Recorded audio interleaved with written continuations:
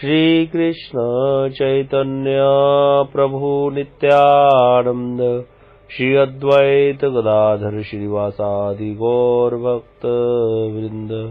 हरे कृष्ण कृष्ण कृष्ण हरे हरे, हरे राम राम राम हरे हरे। हरि बोल। हरे कृष्ण। मैं सबसे पहले अपने गुरुपाद पद्म नित्यलीला प्रविष्टोम विष्णुपाद अष्टोत्तर शत श्री श्रीमद भक्ति विज्ञान भारती गोसाई महाराज जी एवं नित्यलीला प्रविष्टोम विष्णुपाद अष्टोत्तर शत श्री श्रीमद भक्ति विलास नारायण गोसाई महाराज जी के अभय चरण कमलों में दंडोत प्रणाम अर्पित करता हूँ। तत्पश्चात शिक्षा गुरुदेव पूज्यपाद परमेश्वरी प्रभु जी, पूज्यपाद बाबा महाराज, पूज्यपाद भक्ति विलास श्रीधर महाराज जी के चरणों में मेरा दंडोत प्रणाम। आप सभी मातृवृंद, भक्तवृंद, श्रोतृवृंद सबके चरणों में मेरा यथायोग्य दंडोत प्रणाम। हम लोग चैतन्य भागवत की कथा का श्रवण कर रहे हैं, जहां पर चैतन्य महाप्रभु माता को कहते हैं, माता को ज्ञान देते हुए कहते हैं कि हे माता, साधु संग करते हुए श्री कृष्ण का भजन करो, मन में श्री कृष्ण का चिंतन करो और मुख से हरि हरि बोलो।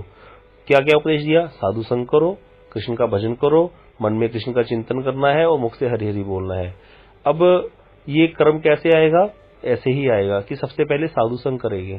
साधु संग में क्या होगा? भगवान के लिए श्रद्धा पैदा होगी, भगवान की कथाओं में रुचि पैदा होगी, साधु संग में नाम के प्रति श्रद्धा पैदा होगी। तो साधु संग बहुत जरूरी है।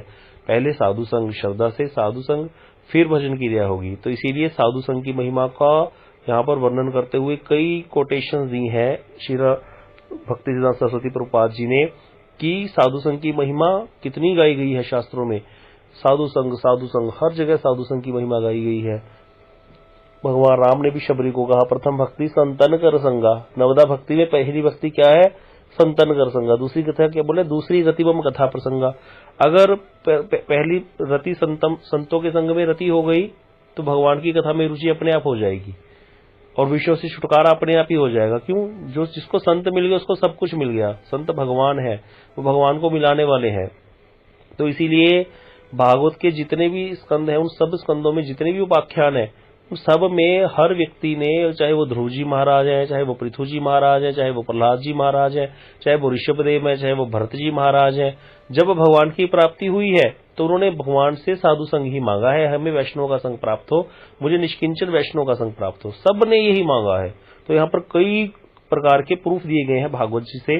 जैसे जब माता को भगवान कहते हैं कि साधु संग करते हुए कृष्ण का भजन करो, तो करदम जी के प्रति सबसे पहले देवहूति माता ने वाक्य उच्चारण किए थे। तीसरे स्कंद की कथा आती है कि संगो यो संस्कृते हेतु सत्सु विहितो अधिया स एव साधुषो कृतो निसंगत्वाय कल्पते। वहां पर देवहूति माता कहती है कि मैं समझ गई कि विषयों का संग संसार के भय का नाश करने वाला नहीं होता। जैसे विषयों का संग करने से व्यक्ति संसारी हो जाता है, उसी प्रकार वही आसक्ति, वही जो संग है, अगर साधु पुरुषों से किया जाए तो वो क्या हो जाएगा? राग शून्यता, अर्थात विषयों से छुटकारा प्रदान कर देगा, हमारी आत्मा का बंधन तोड़ देगा। कितनी बड़ी बात कही। नव योगेंद्र संवाद में भी वर्णन किया था पिछले बार कि विदेहराज निमि की उक्ति थी नव योगेंद्र के प्रति। उन्होंने कहा था कि मैं अब आप लोगों से अपने आत्यंतिक मंगल साधन की जिज्ञासा करता हूं कि आत्यंतिक मंगल किस चीज में है? जीव का सबसे बड़ा मंगल क्या है? जीव का। नहीं तो हर समय जीव, कोई कहता ना विपत्ति आ गई। विपत्ति कौन सा क्षण है? जब साधु संग नहीं है, जब भजन नहीं है। क्या है हनुमंत? विपत्ति प्रभु सोई, जब तब सुमिरन भजन ना हुई। वही क्षण विपत्ति है। और आत्यंतिक मंगल क्या है? जब जीव भगवान का भजन कर रहा है, साधु संग कर रहा है, उसका आत्यंतिक मंगल आ गया। तो यहाँ पर वहां पे ये भी कहते हैं, वो निमि जी भी कहते हैं कि इस संसार में आधे क्षण का साधु संग भी मनुष्यों के लिए परम निधि है। आधे संग का शन अधर अर्धोपि सत्संग शेवधि निर्नाम की, अगर मनुष्य को आधे क्षण के लिए भी साधु संग मिल जाए तो उसके लिए परम निधि हो गई। और उसके बाद तीसरे स्कंद में, तीसरे स्कंद के पहले तो जब देवहूति संवाद में तीसरे स्कंद के 23वें अध्याय में तो देवहूति माता बोलती हैं। 25वें अध्याय में देवहूति के प्रति भगवान कपिल कहते हैं कि प्रसंगम अजरम पाशम आत्मान कवि विदु सैव साधुशोकृतो मोक्ष द्वारम अपावृतम, कि साधु संग ही सबका मूल है। प्रसंगम अजरम पाशम, ये जो आसक्ति है ये अजर पाश है।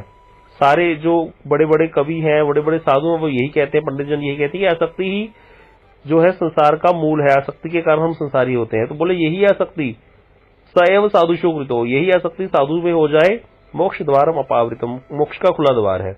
तो इसीलिए साधु संग करना चाहिए। अब आगे आ जाओ चौथे स्कंद में। चौथे स्कंद में महाराज पृथु जी की कथा आती है। चौथे स्कंद में ये भगवान के ही अवतार है, पृथु अवतार हुआ भगवान का। इसमें भगवान के शक्ति विषय अवतार है पृथु जी महाराज। तो ये पृथु जी महाराज चौथे स्कंद में सनत कुमार इनको दर्शन दिए थे। तो सनत कुमार के प्रति पृथु जी महाराज ने बोला था, संगम खलु साधुनाम उभयेषाम च सम्मत यत् संभाषणम संप्रश्न सर्वेशाम वितनोति शम। क्या कहते हैं? हे महाराज, कौन कह रहे हैं? पृथु जी महाराज कह रहे हैं। पृथु महाराज के प्रति सनत कुमार कह रहे हैं। सनत कुमार कह रहे हैं पृथु महाराज जी को। जब पृथु महाराज ने उनको दर्शन दिया, सनत कुमार ने उनकी आराधना की क्योंकि वो भगवान है। तो वहां पे सनत कुमार कहते हैं कि हे महाराज, साधु संग क्या करता है? वक्ता और श्रोता दोनों को ही वांछनीय है, क्योंकि साधुगण एक दूसरे के साथ जो कथा वार्ता और प्रश्न करते हैं, बताया ना, यत् संभाषणम संप्रश्नम, कि वो आपस में कथा वार्ता करेंगे, संभाषण करेंगे, प्रश्न संप्रश्न करेंगे, उससे सभी का मंगल विस्तार होता है। सर्वेशाम वितनोतिशम, सबका मंगल हो जाता है उससे। तो इसीलिए साधु संग में बड़ा ही लाभ है। अब आगे प्राचीन बरी जी की भी कथा आती है, नारद जी, और नारद प्राचीन बरी का संवाद आता है भागवत के चौथे स्कंद के 29वें अध्याय में। उसमें भी नारद जी कहते हैं प्राचीन बरी महाराज को, तस्मिन महन मुखिताम मधुभिश्च चरित्र पीयूष अशेष सरिता परिता स्रवंती ताम ये पिबंती अवत्रिशो नृप गाढ़ करने ताम ना स्पृशंती अशर तृण भय शोक मोहा। क्या कहते हैं? उस साधु संघ के संगम के स्थान पर पराये महाजनों द्वारा, जहां पे साधु है वहां क्या होगा? महाजनों के द्वारा भगवान वासुदेव का पवित्र चरित्र ही कीर्तित होता है। मधुभी चरित्र पीयूष, बताया ना कि वो क्या है? सुधा है, एक अमृत है। भगवान वासुदेव का पवित्र चरित्र ही कीर्तित होता है। और हे राजन, भगवान की चरित्र कथा साक्षात अमृतवाहिनी नदी है। परितः सुरंती, वो अमृतवाहिनी नदी बहती है वहां साधु संघ में।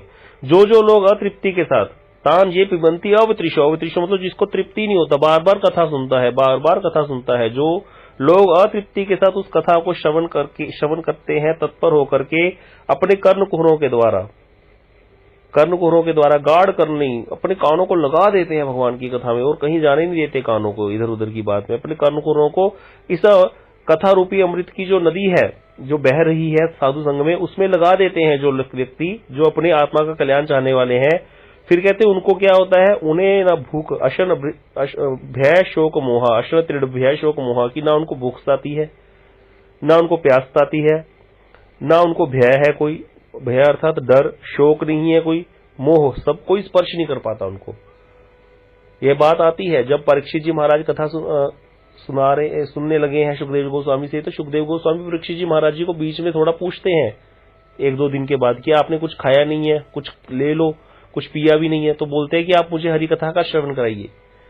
सारा जीवन मैंने खाना पीना किया, क्या हुआ, लेकिन अभी मुझे इसमें एक सेकंड भी मैं कथा से वंचित नहीं होना चाहता। ऐसी आसक्ति होनी चाहिए कथा के प्रति। तो यहाँ पर साधु संघ में ही वो कथा मिलेगी। इसीलिए बताया गया कि साधु संघ में क्या होता है? प्राय ही भगवान की कथाएं होती रहती हैं। उस कथा रूपी अमृत की नदी बहती रहती है, कथामृत नदी बहती है साधु संघ में। तो उस कथामृत नदी में जिसने अपने गाढ़ करने, अपने कानों को लगा दिया है, कर्णकुहरों को, जो उसका सेवन करते हैं, उन लोगों को ना भूख सताती है, ना प्यास सताती है, ना उनको कोई डर होता है, ना मोह आदि स्पर्श करते हैं। फिर इसी भागवत के चौथे स्कंद में 30वें अध्याय में भगवान के प्रति प्रचेतागण की उक्ति। प्रचेतागण ने भगवान के दर्शन किए हैं। प्रचेतागण भगवान को कहते हैं कि यावत ते माया सृष्टा भ्रमाम इह कर्म भी तावत भवत प्रसंगानाम संग स्यात्नो भवे। कि हे प्रभु, अगर आप हमें वर देने ही चाहते हैं, भगवान ने उनको बोला था वर मांगो प्रचेतागण को, तो उन्होंने वर मांगा था बड़ा सुंदर। कहते हम आपसे यही वर मांगते हैं, हम ये नहीं वर मांगते आपसे कि हमें स्वर्ग दे दो, हम आपसे यह वर नहीं मांगते कि आप हमें मुक्ति दे दो, हम आपसे यह वर मांगते हैं कि अपने कर्मों के कारण संसार में आना पड़ता है जीव को। तो अब हमें माया से मोहित होकर के आपकी अपने कर्मों के अनुसार इस संसार में भ्रमण करना पड़ेगा, करते रहें, कोई दिक्कत नहीं है। लेकिन तब तक तावत भवत प्रसंगानाम, तब हमें क्या दो? एक वस्तु दे दो। जब आप कह रही हो कि वरदान मांगो, हमें एक वस्तु दे दो। वो क्या दे दो? तावत भवत प्रसंगानाम संग से अन्न भवे, कि हमें क्या मिले? साधु संग मिले। किन साधुओं का संग मिले, आपकी कथा में जो आसक्त हैं ऐसे भक्तों का संग हमें प्राप्त होता रहे, हर समय हम कथा में ही रहें, अपने कर्मों के अनुसार चाहे हमें कहीं जाना पड़ जाए लेकिन हमें आपके भक्तों का संग मिले, ऐसे भक्त जो हर समय आपकी कथा वार्ता करते हैं। ऐसा भगवान को कहते हैं कि हम ये नहीं कह रहे कि हमारे कर्म बंधन काट दो, हमें कोई परेशानी नहीं है यहाँ आने में, लेकिन एक ही बस कंडीशन है, आप अगर कहते हो कि वर मांग लो तो वर यही दो कि हमें क्या मिले, आपकी साधुओं का संग मिले, जहां पर हर समय आपकी वीर्यवती कथाएं होती रहती हैं, उन कथाओं को सुन सुन करके हम अपना जीवन यापन करें। कितनी बड़ी बात है। यहाँ पर यह भी नहीं मांगा कि मुझे मुक्ति प्रदान कर दो, मुझे कोई अलग वस्तु प्रदान कर दो, बस यही मांगा, भक्ति मांगी। भक्ति ही कहते हैं इसको, साधु संग मांगना मतलब भक्ति मांगना। भक्ति भक्त भगवंत गुरु चतुर्नाम बपू एक, भक्ति मांग लो, भगवान को मांग लो, भगवंत भक्ति भक्त भक्त को मांग लो, गुरु को मांग लो, एक ही बात है सब ये। ताकि तिनके वंदन किए नाशे विघ्न अनेक, इनमें से किसी के भी वंदन कर दो, एक सारे विघ्नों का नाश हो जाता है। तो यहाँ पर बता रहे हैं कि हे राजन, क्या करना चाहिए, भगवान का भजन करना चाहिए। अब यहाँ पर आगे दूसरे स्कंद में दूसरे अध्याय में 36वां श्लोक आता है। परीक्षित के प्रति शुकदेव गोस्वामी कहते हैं, तस्मात् सर्वात्मना राजन हरि सर्वत्र सर्वदा श्रोतव्य कीर्तितव्य स्मृतव्य भगवान नाम। हे राजन, राजन किसको कह रहे हैं, परीक्षित जी महाराज को। कौन कह रहे हैं, शुकदेव गोस्वामी कह रहे हैं, हे राजन, हरि का ही श्रवण करो, हरि का ही कीर्तन और हरि का ही स्मरण करते रहना चाहिए। हर समय क्या करना चाहिए, हरि कथा को श्रवण करो, स्मरण करो और कीर्तन करो। अगर नाम जप करके थक गए तो कथा सुन लो, कथा सुन सुन के थक गए तो थोड़ी देर स्मरण कर लो, स्मरण करते करते नींद आ गई तो कोई बात नहीं भैया, गलत नहीं है, बोले निंदा से तो बच गए, लेकिन वैष्णव निंदा कभी नहीं करनी चाहिए। वैष्णव के प्रति हमेशा श्रद्धा भाव रखना चाहिए। अब आगे बता रहे हैं चौथे स्कंद में 20वें अध्याय में 24वां श्लोक है। वैकुंठनाथ के प्रति महाराज पृथु की उक्ति। पृथु महाराज वैकुंठनाथ भगवान को कहते हैं, न काम्ये नाथ तदप्यहम क्वचिन यत्र युष्मात् चरणाम्बुज आस्व महत्तम अंतर हृदयान मुखच्युतो भिदस्व कर्णायुतमेशमेवर। यहाँ पर पृथु जी महाराज ने 10,000 कान मांगे थे भगवान से, हजारों कान मांगे थे भगवान से। क्यों मांगे थे, भगवान ने कहा था वर मांगो। तो वहां पर पृथु जी महाराज ने कहा था कि मुझे तो मोक्ष पद की इच्छा भी नहीं है, जिसमें महत्तम साधुओं के हृदयांतर में से मुख कमल के द्वारा निर्गत आपके चरण कमलों का मकरंद प्राप्त होने की संभावना नहीं रहती, क्योंकि मोक्ष के बाद क्या होगा, भगवान की कथा सुनने को नहीं मिलेगी, वहां पर साधु संग नहीं होगा। तो कह रहे मुझे तो क्या चाहिए, मैं यही वर मांगता हूं कि मुझे हजारों कान दे दीजिए, जिससे मैं सदा आपका यश श्रवण करता रहूं। मुझे हजार कान दे दो, जिससे मैं आपकी कथा को श्रवण करता रहूं। ऐसा वर मांगा था पृथु जी महाराज ने, 1000 कान मांगे थे भगवान की कथा को सुनने के लिए। ऐसी आसक्ति होनी चाहिए भगवान की कथा वार्ता के प्रति, साधु संघ के प्रति। साधु संघ का अर्थ क्या है, भगवान की कथा।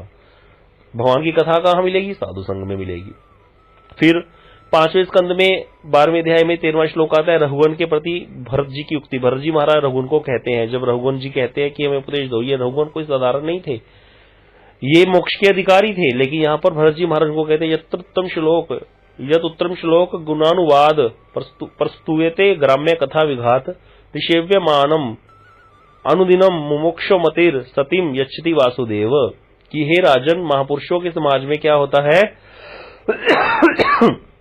सदा ही क्या होता है, विषय वार्ता का नाश करने वाली, संसार की जो वार्ता है ना इधर उधर की, उसका नाश करने वाली भगवत गुणानुवाद की चर्चा होती रहती है साधु संघ में हर समय।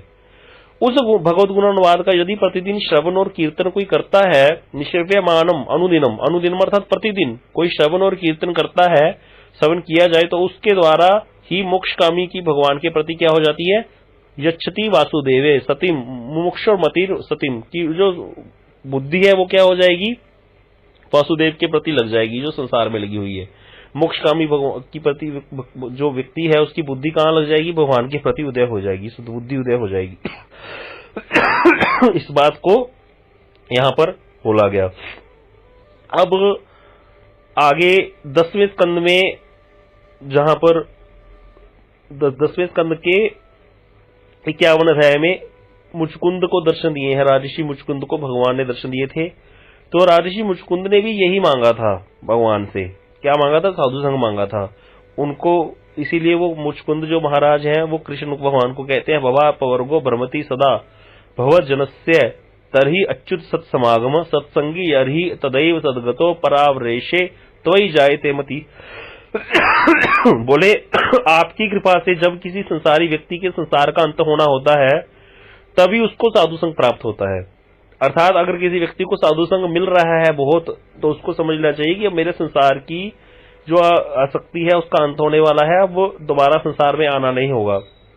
तो बोले संसार का जब अंत होना होता है तब इसको साधु संग प्राप्त होता है, और जिस समय साधु संग प्राप्त होता है उस समय सभी दुसंगों की निवृत्ति के साथ क्या होता है, आप में उसकी रति उत्पन्न हो जाती है, भगवान में रति उत्पन्न हो जाती है, और रति होने से क्या हो जाता है, वो मुक्त हो जाता है। जब हृदय में क्या था, काम था, भोग था, इच्छा थी संसार को भोगने की, तो वो संसारी थे, इसीलिए कर्म पे कर्म कर रहे थे। जब हृदय हो जाएगा निर्मल, निर्मल कब होगा, भगवान की कथा सुन के भगवान हृदय में आकर विराजमान हो जाएंगे, तब क्या होगा, अपने आप मति शुद्ध हो जाएगी। जब शुद्ध मति हो जाएगी तो फिर क्या होगा, हृदय कोई कामना रहेगी नहीं, आगे कामना आएगी भी तो सिर्फ भक्ति की कामना आएगी। तो इससे क्या हो जाएगा, कर्म बंधन क्षीण हो जाएगा और भगवान की सेवा के प्रति रुचि आ जाएगी। यही तो है जीव का असली स्वरूप, कि भगवान का दास बन जाए वो। अब आगे 6वें स्कंद में भी आता है, भगवान ने वृत्रासुर को दर्शन दिए थे, तो वृत्रासुर ने क्या किया था, भगवान को प्रार्थना की थी, मम उत्तम श्लोक जनेषु सख्यम संसार चक्रे ब्रह्मतः स्वकर्म भी त्वन्माया आत्मजदार गृहेषु गेहेषु आसक्त चित्तस्य नानाथ भूयात्। कि हे प्रभु, मैं अपने कर्मों के कारण संसार चक्रे भ्रमते स्वकर्म भी, अपने अपने कर्मों के कारण इस संसार चक्र में भ्रमण करते करते क्या हो, मम उत्तम श्लोक जनेषु सख्यम, मैं आता रहूं, जन्म लेता रहूं अपने कर्मों के कारण मुझे, लेकिन आप क्या करो, अपने भक्तों के साथ आपके भक्तों के साथ मेरा क्या हो, संबंध हो, प्रेम हो, आपके भक्तों के साथ साधु संग करूं, प्रेम के साथ आपके भक्तों के साथ मेरी मैत्री हो। हे भगवान, आपकी माया के वशीभूत होने के कारण मेरी संसार के जो बताया देह आसक्त, मेरी आसक्ति संसार के देह गेह में, और मेरा जो चित्त है वो पुत्र कलत्तर इस संसार में, अपनी पत्नी में, स्त्री में, परिवार में, इस सब में ना हो। मेरी आसक्ति कहाँ हो, अपने कर्मों कर्म, चाहे मुझे जहां जहां जन्म लेना पड़े, मेरी आसक्ति हो आपके भगवत भक्तों में हो, बस यही उन्होंने वर मांगा था। फिर देवहूति माता भी, भगवान कपिल जो है देवहूति माता संवाद में भगवान कपिल कहते हैं देवहूति माता को, सताम प्रसंगान मम वीर्य संविदो भवंती हर्त कर्ण रसायना कथा तद जोशना आशु अपवर्ग वर्तमनी श्रद्धा रति भक्ति अनुकर्मिष्यति। कहते हैं हे माता, देवहूति माता को भगवान कपिल कहते हैं कि साधुओं के संग में क्या होता है, मेरे महात्म्य की, भगवान अपने कपिल भगवान है वो मेरा कह रहे हैं, मेरे महात्म्य की, मेरी लीला जो लीलाएं हैं उनकी कथाएं होती हैं, और उन कथाओं को करने, कानों को प्रिय लगने वाली कथाएं होती हैं। जब होती हैं तो प्रीति के साथ जो व्यक्ति उनका कथाओं का श्रवण करता है तो क्या होता है, शीघ्र ही उस व्यक्ति की पहले मुझ में श्रद्धा होती है, फिर क्या होता है, रति होती है, और फिर भक्ति अनुक्रमश्यति, पहले श्रद्धा होगी, फिर रति हो जाएगी, फिर भक्ति आ जाएगी। तो इसीलिए क्या करना चाहिए, साधु संग करना चाहिए। ऐसे ही बहुत यहाँ पर कोटेशंस दी गई हैं, साधु संग की बहुत महिमा गाई गई है। इन सब चीजों को पता होना चाहिए, तभी हम साधु संग करेंगे। जितना हम साधु संग की महिमा श्रवण करेंगे उतना ही साधु संग के प्रति हमारा लगाव होगा। नहीं तो जिस प्रकार के हम संसार में विचरण करते हैं, अपने आप को संसारी होकर के जैसे लोगों के साथ व्यवहार करते हैं, कई बार कोई व्यक्ति जिसको साधु संग में कैसे एटिकेट्स रखने चाहिए नहीं पता, तो वो साधु में जाकर के संसारी लोगों जैसे व्यवहार करने लग जाता है। इससे वो उसका क्या हो जाता है, साधु के प्रति अपराध हो जाता है। इसीलिए भगवान की कथा जुड़ी है सुननी, तभी साधु संग की जब महिमा समझ आएगी तो हमारी साधु के प्रति, गुरु के प्रति, वैष्णवों के प्रति ऐश्वर्य बुद्धि रहेगी। ये बात हमें प्रभु जी बहुत समझाते हैं जब हम मठ में रहते हैं कि तुम लोग क्या करते हो, साधु तो हमें हमारे साथ हमारे जैसे आचरण करेंगे, हमारे साथ प्रेम से बात करेंगे, बिल्कुल लोअर लेवल पे आ जाते हैं, यद्यपि वो सारा दिन चिंतन में लगे रहते हैं कृष्ण के, लेकिन फिर भी हमें लगाने के लिए कई बार हमारे जैसा व्यवहार करते हैं। लेकिन हम लोग क्या करते हैं, पहले उंगली पकड़ लेते हैं और फिर बाद में उनके कंधे पर हाथ रख देते हैं, और फिर बाद में कोई बात थोड़ा बहुत भी कुछ अपना ही दोष उनमें नजर आता है, हमें दोष उनमें नहीं होता, वो तो किसी कारणवश वैसा कर रहे हैं, लेकिन वो दोष का आरोपण करके उनकी निंदा, उन हंती निंदती वैद्वेष्टि द्वेष करना शुरू कर देते हैं साधु से। तो इसमें क्या हो जाता है, अपराध हो जाता है। इसीलिए जब हम किसी वस्तु के बारे में, किसी वस्तु की महिमा को श्रवण करते हैं तो फिर हम उसको कभी भी वैसा उसके साथ आचरण नहीं करते। जैसे हमें पता है दूध बड़ी मंगलकारी वस्तु है, बड़ी गुणकारी वस्तु है, दूध में बड़े गुण है, तो कोई व्यक्ति दूध नष्ट करता है? नहीं नष्ट करता, दूध को संभाल करके रखता है। कोई भी व्यक्ति हो, बच्चा भी, उसको भी पता है दूध मम्मी ऐसे रखती है, तो वो कभी दूध को फेंकेगा नहीं, फ्रिज में से ऐसे नहीं निकाल के दूध फेंक दिया। और पानी गिर जाए तो कोई बड़ी बात नहीं है, क्योंकि पानी की इतनी महिमा नहीं सुनी, पता है पानी तो ऐसे अवेलेबल हो जाएगा। इसी प्रकार जिसको साधु संघ की महिमा बार बार सुनने को मिलेगी, साधु क्या होते हैं, साधु की क्या महिमा है साधु संघ की, तो फिर वो साधु के प्रति, साधु संघ के प्रति अपराध से बहुत ही ज्यादा जो है सचेत हो जाएगा, सावधान हो जाएगा, कभी भी साधु में रह करके अपराध नहीं करेगा। जब साधु संग करेंगे तो अपराध होने की संभावना तो है ही, लेकिन अगर अपराध ना हो इसीलिए साधु संग करना बंद कर दे तो ये इससे कभी कल्याण नहीं होगा। अगर कोई व्यक्ति सोचे कि साइकिल चलाना सीखेंगे तो गिर जाएंगे इसीलिए साइकिल चलाओ ही ना, तो ये तो कोई तरीका नहीं हुआ, इससे तो वो कभी साइकिल ही नहीं सीख पाएगा। इसीलिए भवसागर से पार जाना है तो साधु संग तो करना पड़ेगा। अब साधु संग होगा तो अपराध भी होंगे, तो इसीलिए अपराध से बचने के लिए तरीका क्या है? महिमा सुनो साधु की। जब साधु की महिमा का श्रवण करेंगे, इतना जैसे भागवत के एक एक स्कंद में साधु संघ की महिमा गाई गई है, तो फिर अपराध होने की संभावना बहुत कम हो जाती है। इसीलिए ये सब चीजें बताई जाती हैं। और साधु कभी भी जब हम उनके साथ में रहते हैं तो वो अपराध को ग्रहण करते भी नहीं है। अगर हमारा कोई अपराध हो भी जाए तो उनसे क्षमा मांगने पर वो अपराध को नष्ट हो जाता है और फिर आगे बढ़ना चाहिए। एक व्यक्ति को अपने परमार्थिक कल्याण के लिए हर समय तत्पर रहना चाहिए, जो परमार्थिक कल्याण चाहता है। तो यहां पर आगे बताया गया, सूत गोस्वामी भी कहते हैं शौनकादिक ऋषियों को, तस्माद एकेन मनसा भगवान सात्वताम पतिम श्रोतव्य कीर्तितव्य देश पूज्य नित्य शुश्रूषो श्रद्धानस्य वासुदेव कथा रुचि स्यात् महत् सेव्या विप्रा पुण्य तीर्थ निषेवनात् शृणुताम स्वकथाम कृष्ण पुण्य श्रवण कीर्तन हृदयस्थो ही अभद्राणि विदनोति सुरसताम नष्ट प्राय अभद्रेषु नित्यम भागवत सेव्या भागवती उत्तम श्लोके भक्ति भवती नैष्टकी। यहाँ पर बहुत ही श्लोक दिए गए हैं। यहाँ पर जो सूत गोस्वामी है वो बता रहे हैं, तस्माद एकेन मनसा, की भैया भैया एक ही अनुष्ठेय है, एक ही नित्य धर्म है। क्या है? भक्ति ही। भक्ति ही एक करने योग्य धर्म है। इसीलिए एकाग्र मन से भक्तवत्सल भगवान वासुदेव का श्रोतव्य कीर्तन श्रवण करो, कीर्तितव्य उनका कीर्तन करो, नाम जप करो, और स्मृतव्य उनका ध्यान करो, उनका यश को ध्यान करो। आगे बताते हैं, शुशुष्व श्रद्धानस्य वासुदेव कथा रुचि से आत्महत सेवा विपरा पुण्य तीर्थ निषेवनाथ। कहते हैं कि श्रद्धावान और भगवान के यश को सुनने के अभिलाषी व्यक्ति को महतजनों की सेवा और पुण्य तीर्थों के सेवन से निष्पाप होकर वासुदेव की कथा में रुचि विशिष्ट होती है। क्या होती है? जो व्यक्ति श्रद्धावान है और भगवान के यश को सुनने का अभिलाषी है, तो उसको क्या होता है? उसकी भगवान के जो भक्त है उनकी सेवा और वैष्णव गुरु की सेवा से क्या होता है? निष्पाप होकर के वासुदेव की कथा में रुचि हो जाती है अपने आप उसकी। अब आगे बताते हैं फिर कि सज्जनों के सुहृद श्री कृष्ण क्या करते हैं? हृदय अंतस्थो ही अभद्राणी। जब कोई उनकी कथा का श्रवण करता है, भगवान की कथा क्या है? उनकी कथा का श्रवण और कीर्तन परम पवित्र कर देता है। जब हृदय में कथा जाएगी, कथा सुनने वाले के हृदय में तो काम क्रोध है, लोभ है, मोह है, संसार की आसक्ति है, तो बोले जब ये कथा हृदय में जाएगी, कथा सुनने वाले के साथ हृदय में कथा के जाने के साथ साथ कृष्ण भी चले जाते हैं। और कृष्ण क्या करते हैं? उस हृदय में स्थित होकर के समस्त अशुभ काम आदि वासनाओं को नष्ट कर देते हैं। इस श्लोक की टीका बहुत अच्छी है। इस श्लोक में कहते हैं कि क्या कृष्ण जाकर के हृदय सफाई करेंगे? अरे भाई, भगवान क्या सफाई का काम करते हैं? जाकर के गंदगी साफ करेंगे हमारे हृदय की? सुनने में बड़ा ठीक लगता है, लेकिन क्या ठाकुर जी ऐसी इस प्रकार कोई भक्त अपने भगवान को ऐसा नौकर बनाना चाहेगा कि वो जाकर के गंदगी साफ करे? नहीं।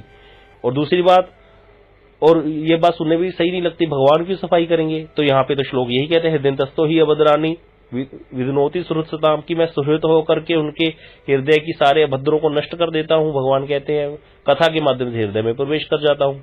तो इसको चक्रवर्ती बार टीका में समझाते हैं कि जैसे कोई राजा चलता है, किसी जगह पर जाने के लिए तैयार होता है, तो उसके जाने से वहां जाने से पहले ही उसके अनुचर, जैसे विद्यावृत्ति जब चलती है, भक्ति देवी कहीं चलती है तो भक्ति देवी तब चलती है, भगवान से पहले भक्ति देवी चलती है, भक्ति देवी से पहले उनके अनुचरियां चलती हैं, विद्या देवी, विद्यावृत्ति चलती है, और सारी वृत्तियां चलती हैं जो सारी सफाई कर देती है अपने आप। जैसे किसी को फोन आ जाए किसी सिटी में कि भाई प्रधानमंत्री ने आना है, तो वहां पहले से सफाई हो जाएगी।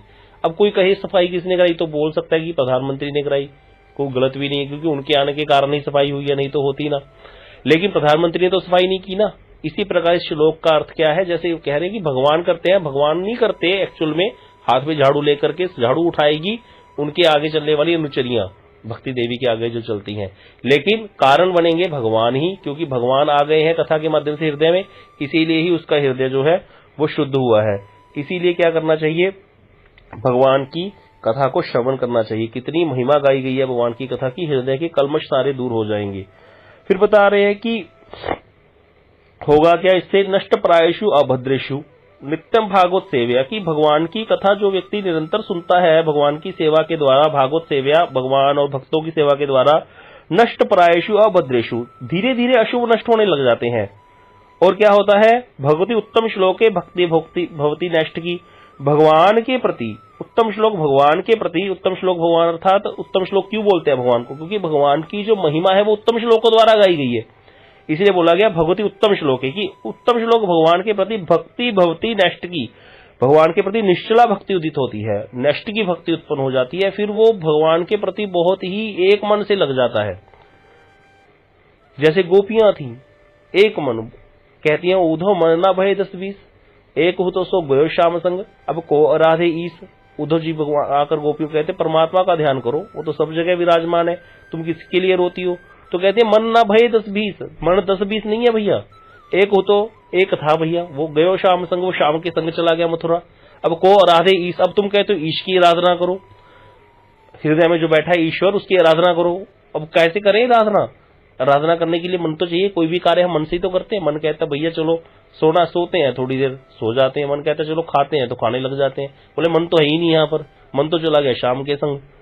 तो इसीलिए वो एक मन हो जाता है फिर व्यक्ति। इसीलिए निरंतर भगवान के भक्तों की सेवा से क्या होगा, अशुभ नष्ट होंगे और भक्ति हो जाएगी।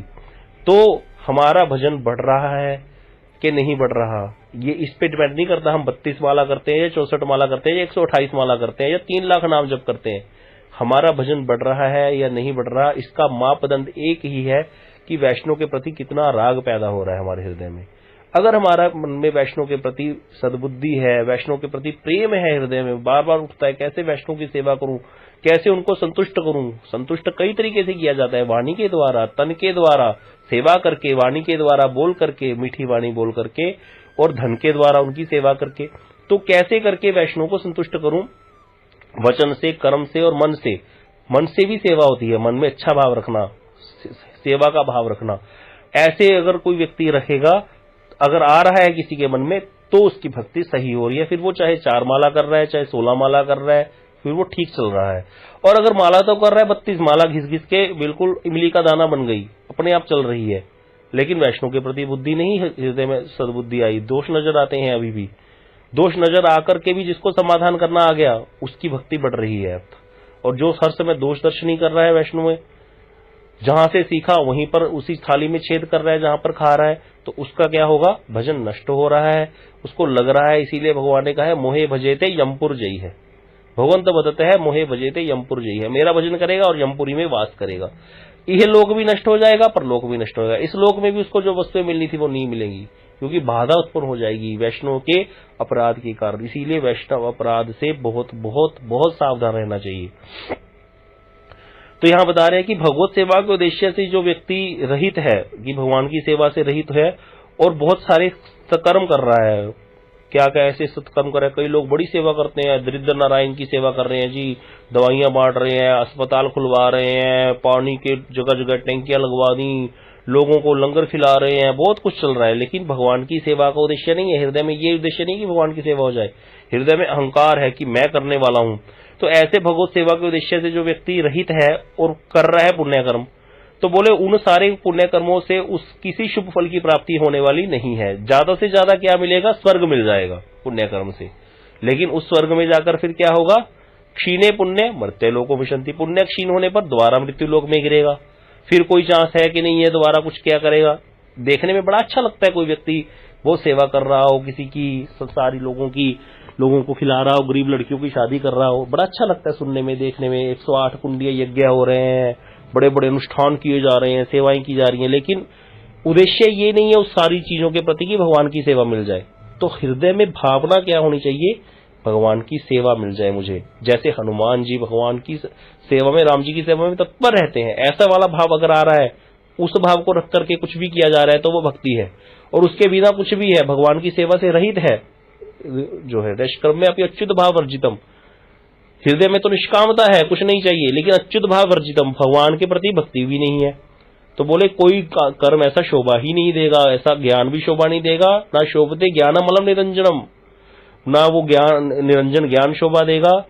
फिर काम्य कर्म तो शोभा देगा ही क्या, जो कामना रख करके किया जा रहा है। मतलब हृदय में कामना रख ली कि ये मिल जाए इसीलिए ये यज्ञ कर रहा हूं, हृदय में कामना रख ली कि मेरा वीजा लग जाए इसीलिए आज सारा दिन मैं लंगर लगाऊंगा आलू पूरी का, तो ये कामना रख करके जो कर्म किया जाएगा वो तो कहां से फलदायी हो जाएगा।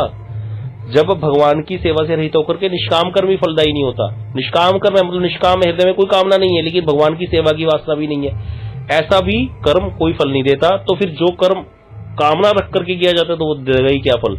तो इसीलिए भक्तिहीन कर्म हिंसा में ही होते हैं, जहां पर भक्ति नहीं है वो कर्म हिंसा पर लेकर जाएगा। और जहां भक्ति का अभाव है वहां पर क्या होगा, सारे जितने भी अनुष्ठान है वो दूसरे की हिंसा में ही परिवर्तित होंगे, दूसरे की हिंसा ही होगी। हमने लगाया लंगर, एक व्यक्ति था सड़क पे पड़ा हुआ था, बड़ा दुष्ट था, अब ना खाने के कारण लोगों ने उसको धुतकार दिया था, ना खाने के कारण थोड़ा क्षीण हुआ पड़ा था, कुछ नहीं करता था। किसी व्यक्ति ने, कर्मी व्यक्ति ने लंगर लगाया, उसने खा खा के पुष्ट हो गया लंगर और दूसरों को मारना पीटना शुरू कर दिया दोबारा। अब हिंसा होगी क्या नहीं होगी, इस व्यक्ति ने तो कर्म किया था अच्छा। तो इसीलिए क्या फिर इस प्रकार से नहीं करनी चाहिए सेवा। बोले करो, लेकिन क्या करो, उसको भक्ति का उपदेश दो, पहले वैष्णव की सेवा करो, इसीलिए ये सब किया जाता है। नहीं तो ये सारे कर्म जितने भी हैं वो हिंसा में परिवर्तित हो जाते हैं। ये बात बिल्कुल ही सही बताई गई है। समय हो गया है। वांछा कल्पतरुभ्यश्च कृपा सिंधुभ्यो च पतितानां पावनेभ्यो वैष्णवेभ्यो नमो नमः।